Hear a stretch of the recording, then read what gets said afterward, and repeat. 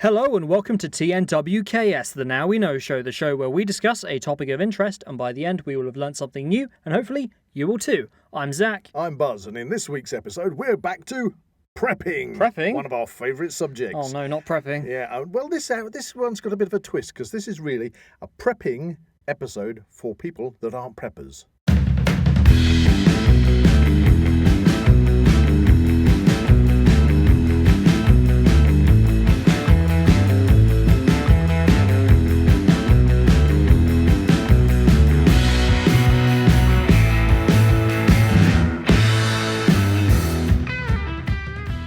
If you enjoy the Now We Know show podcast, support Zak Wylde Productions on Patreon or join our members on YouTube for early access, ad-free content and exclusive episodes. So it's actually been a while since we did our last prepping episode. That was at least 10 episodes ago. Mm-hmm. Well, they are it doesn't feel like it, but it has been that long. Well, the thing is, with the different subjects that we cover at the Now We Know show, we have such popular subjects and, you know, it's really difficult. We're trying to stay on top of fresh material. I'm not saying that we return to stuff and that when we return, such as prepping, it's new, fresh material, obviously, where we learn new things.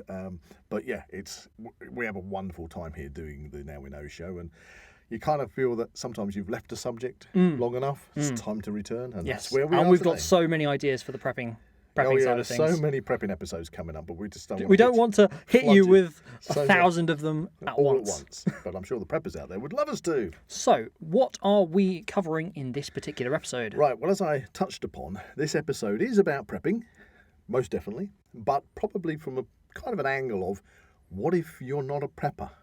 Okay.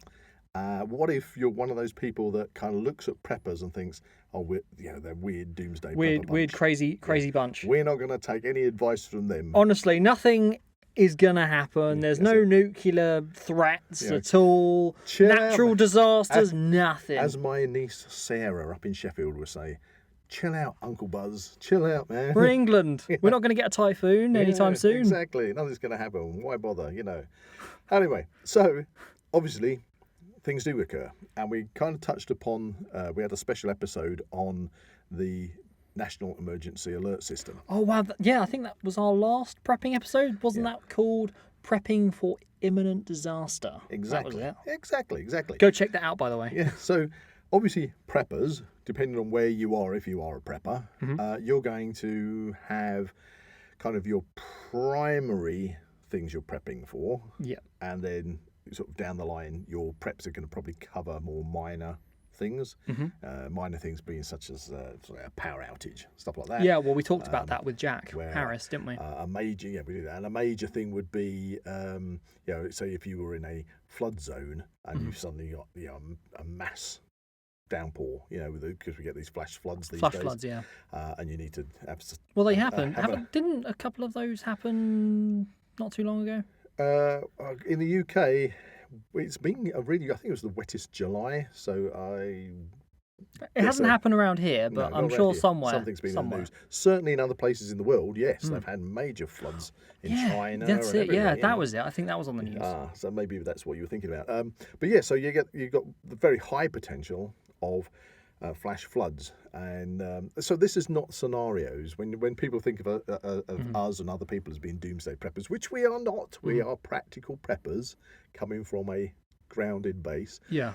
That actually things do occur, and it is no bad thing to be prepared for them. Prime example at the moment is over in Greece. They've got all the wildfires going on, exactly. And that's absolutely playing havoc with everything over there. Exactly. And I remember, to go back to the flash floods, in Norfolk, because obviously Norfolk, a lot of that is reclaimed marshland, which is used for arable farming.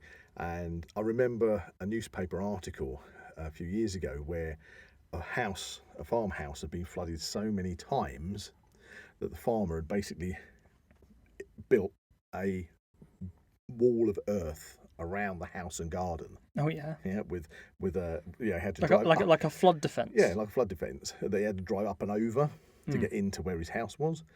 And then it showed a photograph when the next big flash flood hit. Yeah. And the whole of the landscape around the house is completely flooded, and there's this circular bit. So it worked then? With his house bone dry in the middle of it. Cool. Because he'd prepped for it. Yes. It had enough of being that is flooded. Very true. He'd prepped for it and sorted. So prepping is a practical thing. And of course, when I say about prepping for things that might be specific to you.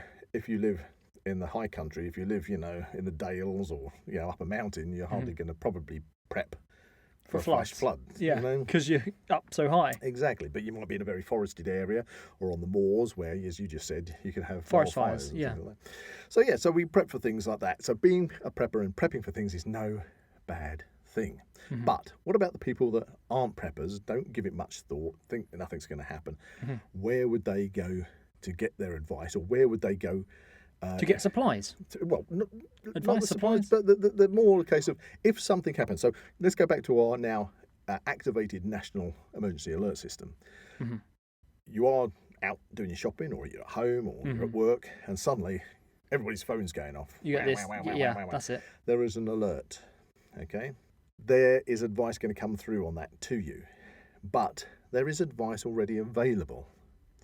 And this was brought to my attention by a friend of mine a few weeks ago. And it's an initiative, a government-backed initiative that is called Go In, Stay In, Tune In. I'm not sure. Have we mentioned this in a previous podcast? Maybe. Okay. Maybe. But it's something I've wanted to do a podcast on. More specifically. And that's what we're focusing on, this government initiative, because it's there for people that don't prep, who maybe have never thought about prepping, would not listen to us mad-capped preppers. Yeah. We're not mad, honest. Honestly, we're certified not mad. Yeah. Holds up a sign that says mad. Yeah. I've been tested. I'm nice. I'm nice as well. Red Dwarf reference. Yeah. So anyway, they're going to say, I'm not listening to that loony lot. Yeah. Where do they get their information from? Well, it's either they make their own kind of mind up, which may well be bad. Nothing's going to happen. I don't have to think about it. Whatever. I'm just accept the inevitable. Accept the inevitable, because that's a bit of a bleak scenario. If something happens, somebody else out there is going to look after me. Yeah, kind of approach. Right. Okay. So I don't have to think about it. I get that. Yeah. And that somebody out there that's going to look after you is, let's face it, your local authority is your first base. Hopefully. So there is this national initiative, as I say, called Go In, Stay In, Tune In. And if you go onto any local authority website, we're in Mid-Bedfordshire, and that's where I was alerted to it. So I went on the Mid-Bedfordshire website, and there it is, this initiative. So I thought, okay, I read through it. There's lots to read through. And I thought, I'll just check countrywide. And all different authorities across the country, they're all pushing this Go In, Stay In, Tune in case of an emergency situation, do that. What did it entail? Well, we'll get to that in a moment. Okay. Also on the site, there are other interesting information, things about how to prep what they call a grab bag. A grab bag. So that would be, in our terminology, that would be an EDC. Yeah. Ish. They mentioned a grab. What we're going to do is we're going to do an EDC and what's the other one? A bug out bag. So EDC is everyday carry. Bob is bug out bag. So yeah, and we're going to cover those in a future podcast or two. Yeah. But anyway, so it gives you in the local authorities Go In, Stay In, Tune In initiative. They give you a list of things that you should have in your grab bag in case you need to be evacuated. Right. Or turn it around the opposite way, in case you are having to go in, stay in, and tune in your home or wherever you are. So, kind of, there's already thrown up a bit of an anomaly there, because if your grab bag's at home, and you're at work, you haven't got your grab bag with you. No. But then they do cover having an emergency kit in your car, which covers a few bits and pieces of essential stuff. Only if you're out in a car. If you've got your car, if you're a driver. Yeah, if you can get to your car. If you can get to your car. So, there's already started some holes in this particular piece of tasty cheese that are developing.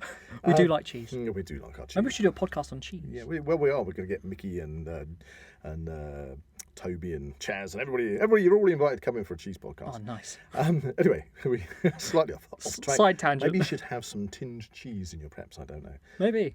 Anyway. getting back to the main initiative.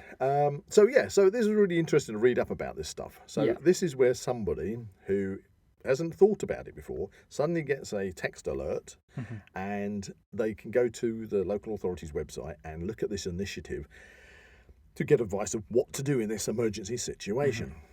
Assuming the Wi-Fi's working. Yes, the Wi-Fi's working, yeah.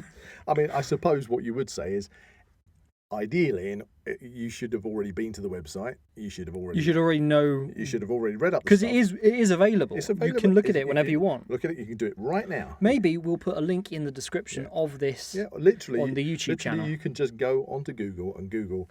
I'm going to say again, it's going to be one of them ones where we keep repeating ourselves. Go in, stay in, tune in. So if you put that into Google, maybe add in UK or local authorities, you will find loads of local authorities, an endless list of local authorities coming up. And there are PDFs you can download that gives you all the information. You can have it on your phone. Yeah, that would, to be honest, that we'd probably recommend that, actually. Because if the signal goes out, then... have a PDF on your phone, a PDF at home, even a hard copy, printed out if you've got a printer, stick it in a folder, stick it in the fridge, or if you don't want it on the fridge because you think it's ugly. Maybe you could put it in your grab bag. Or you could put it in your blackout box. Ah, yes. See what I did there? Flashback. Anyway, so for your non-prepper, they've already been given this advice. And that's great, isn't it? Definitely. Then I thought, hang on a minute, I'm going to do a straw poll on social media and ask... Oh, wow, I didn't know about this. Oh, you didn't know about this? I thought I'd ask all the people I know on Facebook, if they wanted to, they don't have to, but I just thought I'm going to ask them, I'm going to just say, do you know or have you heard about go in, stay in, tune in? As an initiative? Well, no. I said, have you heard about this? Just generally? I'm not going to say what it is. Please do not Google it before you answer. Okay. Just let me know below, have you heard of this, or if you haven't heard of it. Yeah. And I had a fantastic response from all you lovely people out there in social media land. Oh, fantastic. People were just saying, giving all their things. Anyway, to sum up, there's a very, very small percentage of people, and I'm talking probably count them, less than the fingers on your one hand, said that they had heard about it. Okay. Or they thought they'd heard about it. Again, a similar amount of people that you could count on one hand said that they'd heard about it because they'd listened to previous podcasts where we'd mentioned it. Okay. Okay. But they might not be fully au fait with it. Right. However, the interesting point was the majority of people that answered my straw poll had no idea what I was talking about. Never heard of it, don't know what it's all about. That's really interesting. Now, this is interesting because here we have a national initiative, an emergency initiative. Yeah, you'd think it'd be very, very important. And nobody has heard about it. Yeah. So it's kind of almost like, well, you're having an emergency, and then your local authority turns around and says, well, actually, we did have all this advice for you. It's to cover their own asses. And they go, why didn't you tell us about this? But we did. But it's available there. You just didn't look at it. You didn't look at it. It's all your fault. So, firstly, I'm going to say about this initiative, it's really, really poorly advertised. Yeah. As an initiative. As you say, based on the poll. I also went on to YouTube, and I thought maybe there'd be an instructional video. Yeah. I only found one, which was American. Oh. So they obviously use the same system in America. Yeah. Okay. It's called exactly the same. So it's go in, stay in, tune in. Tune in. That seems like they're the three steps of it. Yeah. So the idea being that, and this is going to be interesting. The idea is if there is, and the American video scenario, and as I'll get to, some of the local authority scenarios do cover a nuclear radiation incident. Okay. Does it specify any specifics on that, or is it more just in general? The American one, the video, I'm sure, if I recall correctly, I think it did, because it said nuclear strike, nuclear meltdown, dirty maybe bomb, or radiation leak, like a meltdown or something. Okay. Or Godzilla. Yeah. But the advice would be to, and they have some actors doing things. The advice to, if you are already in a secure location, stay in there. That secure location. Okay. If you are near to your home, go there. Home. Okay. And if you are It actually says, do not stay in your car because funnily enough, cars aren't very good at protecting you from radiation. They actually had a little video of a chap in the car saying, if you are stuck in your car and you have no other option, put a cloth or something over your mouth to try to reduce the amount of particles that you might be breathing in. I don't know. Yeah. Anyway, that's wishful thinking. But if you're in your car and you are near to a building.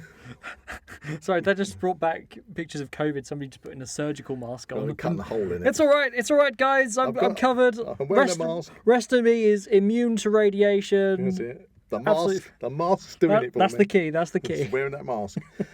So anyway, if you're near a building, go into that building.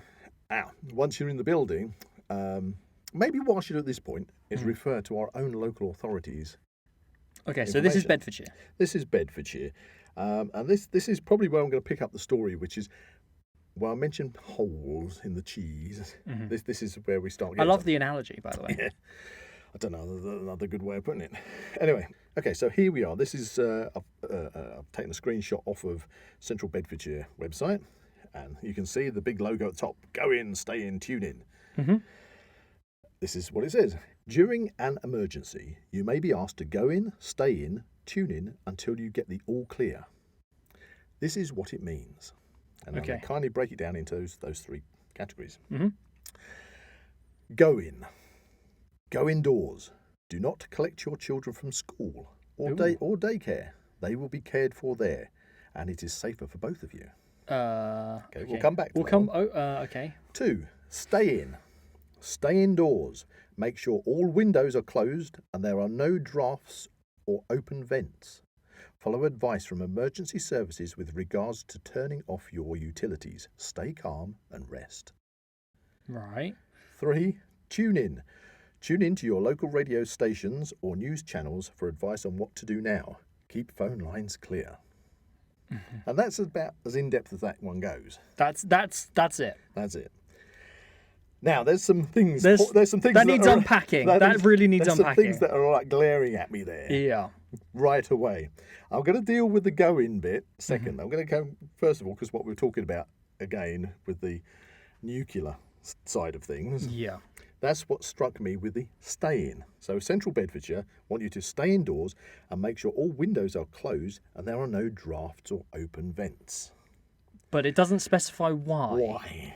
Okay, so kind of... That's very ambiguous there. Yeah, so firstly, they are probably assuming that you've read that advice and that you have got half a dozen rolls of gaffer tape so that you can tape up any drafts. Well, I mean, the preppers might. Yeah, the preppers might. So you've got to make sure you've got no drafts and no vents. But the big question in that little statement is, why? Yeah. Why am I having to do this? Yeah, it has no elaboration whatsoever. Whereas, if I refer back to that American video, that covers the same thing. It says, go inside, go to the core of the building, or if you're in your house. Does that come back to where the wind blows? Protect and survive? The inner coral refuge. Yeah, find the most secure place, the inner coral refuge, the furthest, deepest part of the house. And then seal up any windows, seal up any drafts, seal up any vents. Take off the doors, make a little shelter. So if you are out and about and you find a building nearby, get in there and get into the basement or wherever, yeah? But the thing is, the advice on Mid-Beds District Council is hinting, if you like, very obscurely towards a kind of radiation or some kind of emergency where there's particulates in the air. Yeah.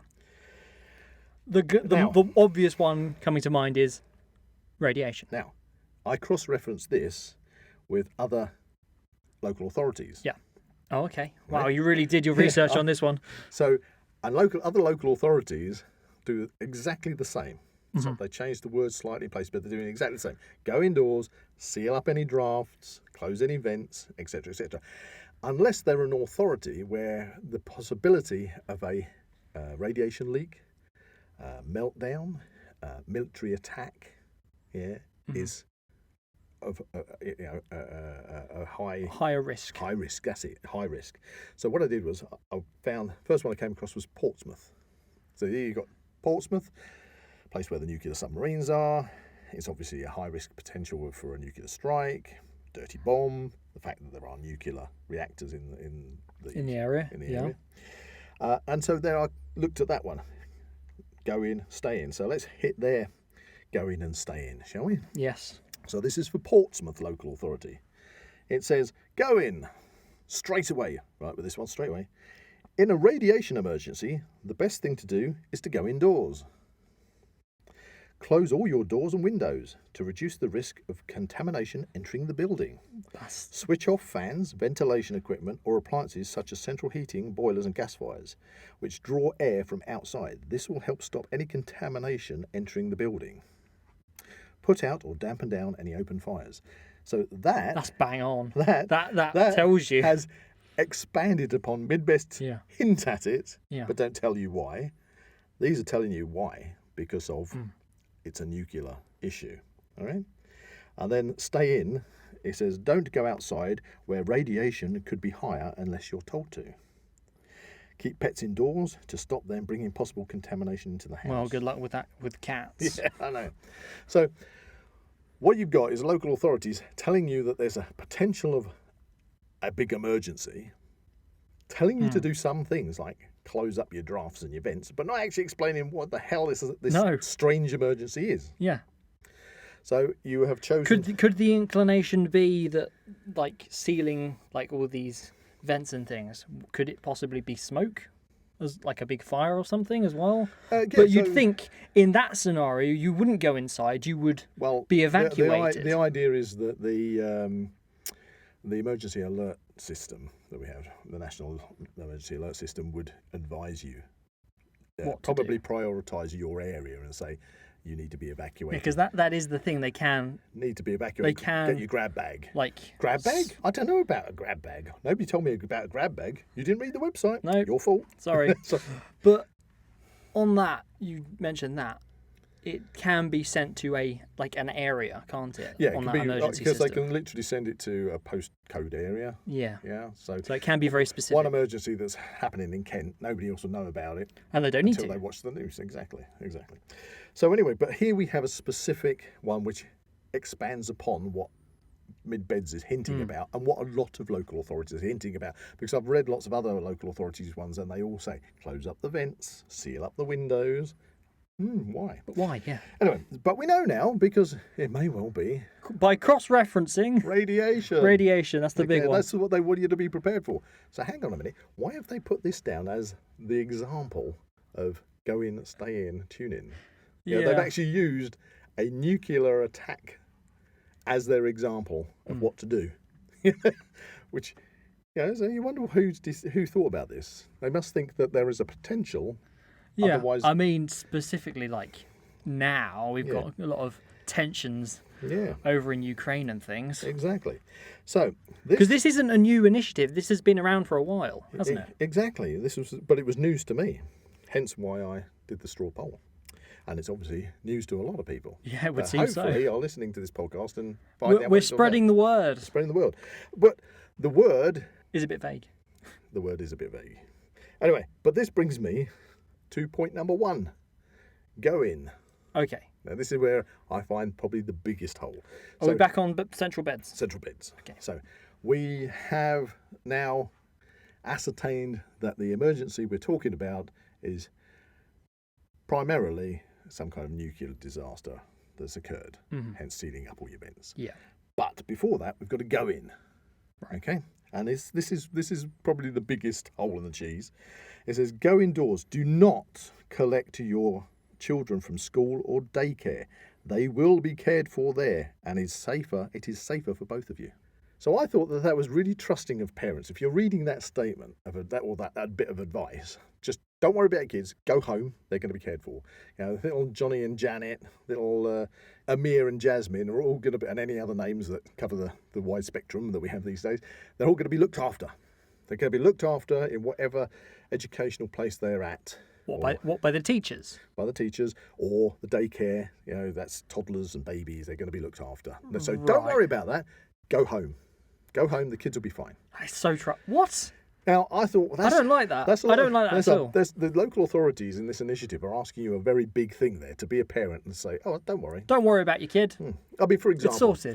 you that might be there with your partner and then your partner saying, oh, we must go and get them from school. And you go, no, I've read the advice. We must go in.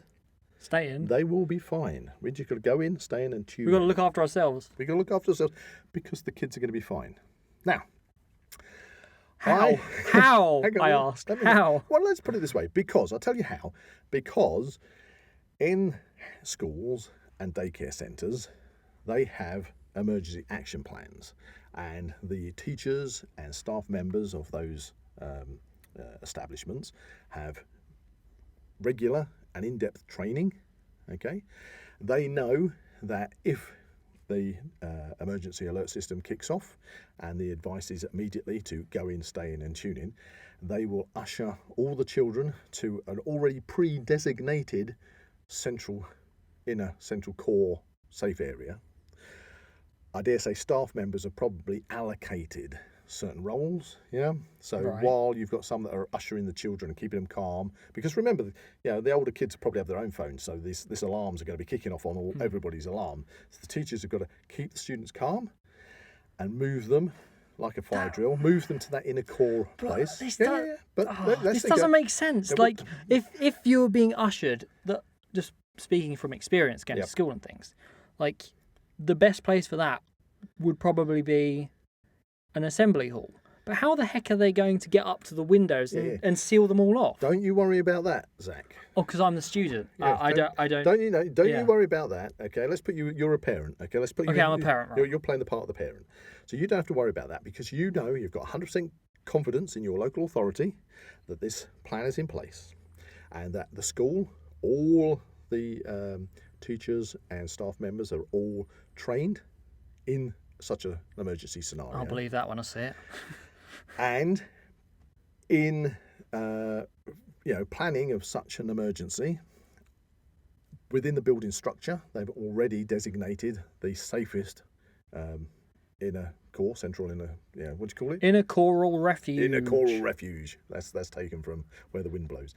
So they've already done that, and they're going to get the kids there. But more than that, you've got, as I say, staff members that are probably allocated certain jobs. So while some are ushering the children, other ones are probably getting out bedding rolls and mattresses or whatever they need. Where have they got these things? Well, let me think. Because the school or daycare centre has got specific designated storerooms located right there where the inner coral refuge is. Other staff members are closing down vents, sealing up windows, securing the building. Meanwhile, other members of staff are probably opening up the storerooms, which they've already got where that inner coral refuge is, because they've got a storeroom that's going to be full of emergency rations, of water, of sanitation supplies, for example, because obviously people need to get to the toilet. They may have already even chosen a place where there is a toilet. Or toilets, and they're going to keep the children. And of course, medical supplies as well. Yeah, and everything is going to be fine because your kids are going to be looked after by those highly trained teachers. Okay. Now, knowing that was the case, I thought I would ask some teachers that I know. But based upon what you've read, yes. Based upon what I've read, and the fact that the local authorities on this government-backed initiative are expecting you to not turn your back on your own children, but to know that they're in good, safe hands. So I asked some teacher friends of mine what the plan is. What's the action plan? What's the action plan? Because obviously this is a government initiative. It's not. We're not speculating here. It is a thing. The local authority is telling you that the schools and the daycare are going to look after your children. They will be cared for. Don't worry about it. That is quite a strong statement, to ask parents not to go after their kids, they've got to or for their kids to not go after the parents. So they've got to back it up to make sure that their advice is sound. Yes. What evidence do they have? So I asked my teacher friends, that was my first port call, and this is where it all falls down. Oh dear. Oh dear. I kind of saw this coming. My teacher friends had never heard of this initiative. As far as being teachers, there is no plan. They've never heard of it. They haven't had any training in it. And their own children go to different schools, and their advice was, well, not their advice, but their opinion was, if there was an emergency, I'm leaving here straight away to go and get my own kids. Yeah, I would see that happening. Because following this advice, they would be closing the school down to look after the children in their care, knowing that their children are being looked after by somebody else. I mean, come on. However, they knew nothing about this. Yeah. So I thought, oh dear, well, this is already a bit of an administrative cock-up. Bit of a chink in the armour there for this national emergency initiative. So after doing the straw poll that I took, I noticed that a good friend of mine, who I'm not going to mention their name, but they are a head teacher of a well-respected school. They've been a head teacher for many years. They have been on many different teaching boards and things. So I thought, if there's anybody to ask, I'll ask them. Yeah. And I sent them a message and I said, I'm not going to give any names. I'm not going to mention anything. You know, if you don't want to talk about it, that's fine. They were kind enough to come back to me. Took a little while because in the meantime, they were doing some checks themselves. Because on the poll, their name had come up and said, never heard of it. Oh. See, so that suddenly rang emergency bells that there's a head teacher of a highly respected teaching establishment, and they've never heard of it. So I sent them a message, and they did come back to me, and they said they had never heard of this initiative. They had done some phone calls to find out about it, couldn't find anything out about it. They have no emergency plan in place. There is no stocks of... There'd be no supplies at all. Or anything. Like, I've been to school, not recently, but in the last few years, I've got a vague memory of stuff that went on at school. Mm-hmm. And I can positively say that there is no secret hoard of these things available, let alone like the funding to actually sustain the schools as they are anyway. Yeah. So they came back to me and confirmed that there was no action plan. They'd never heard of any action plan. They've been on so many different educational committees where this initiative has never been spoken about. But it's there. And so it's there in writing. What they did is they contacted a colleague of theirs that is sort of up the chain of command, whom it's their job to inform head teachers of exactly these things. Mm. And they'd never heard of it. Oh dear. That sounds like some kind of like institutional kind of thing. It's not being acknowleded by anyone because they don't know. They don't know. But it's a thing. It's a thing. So this is the crazy thing. So go. It's crazy. Go in, stay in, tune in, where you tune into your local radio and find out when the all clear is fine. It kind of is good advice, but nobody knows about it. And the advice to let your children be cared for, there is no care for your children. The people that are meant to We don't want to scare you. We don't want to scare you, listeners. We're not scaremongering, but we're putting the facts there.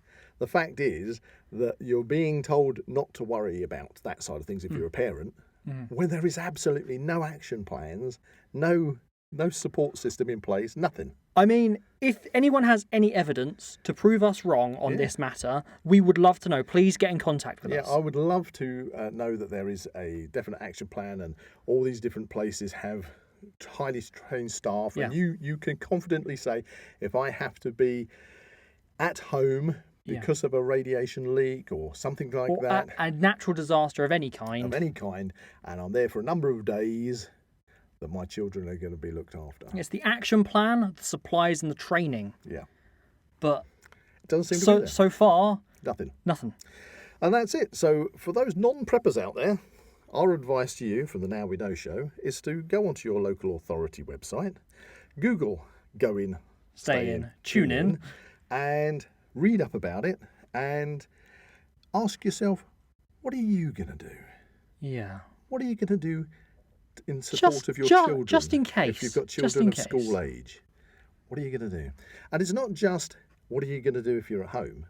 You might be out and about, and then you've got to go into a building or somewhere else in order to put these plans into motion. And so you've got to, in your car, grab your emergency car kit and take it in there, because loads of other people are going to be grabbing their emergency kits. So don't worry, because you're in the basement of a building with plenty of supplies to share among you, because you've all got your emergency supplies. Oh yeah, because that's going to happen. You've all got an abundant supply of water and somewhere where you can go to the toilet that is nicely, good for sanitation. Assuming everyone's friendly in such a situation. Exactly. Which undoubtedly is not going to be the case. So, there we go. And that's where we have it on this particular podcast. It's, we seem to have highlighted a big issue nationally. Yeah. You've heard it here first on the Now We Know show. Go in, stay in, tune in. Some advice there, but some... Hopefully, listening to this podcast, we have spread the awareness of this thing. Well, if there are any parents listening to this in the UK, please go to your school, go to your head teachers... Go to the local authority. And say, excuse me, I have read this. What about this care for my children? What is it? What is this action plan? Who's going to care for my children? Even if it was an emergency for 24 hours, 48 hours. But, in a case of a radiation leak or something like that, you're talking minimum 14 days to let radiation go down. Who is caring for whom? They are saying your children are going to be looked after. Yeah. And that you shouldn't worry about it at all. Because if communications are taken out in such an event, then it's going to be absolute chaos organisationally. How the heck are people... You're not going to get people at the school ringing parents. No. There's not going to be enough people to do all that for 400 kids. I know. So 300 or 400 kids are going to be looked after. And then you have the reverse. However many parents are going to be phoning the school trying to sort that all out. And how many parents have never read this initiative, so they don't know they're meant to go in. They're going to all be heading off to school to get the kids. And then the road chaos. By what is said, it's no, you should stay home. We'll look after them. Yes, which is... We won't give them back to you. It doesn't seem to be the case. And if you do rush off because you haven't read the go in, stay in, tune in, then there's going to be kind of a mass... road issues and disorder. All I can advise you is put a small cloth or towel over your face while you're sitting in your car. Everything will be fine. Obviously, this is all speculation, and don't get out of your car. Don't get out of your car to go into the boot to get your emergency survival kit.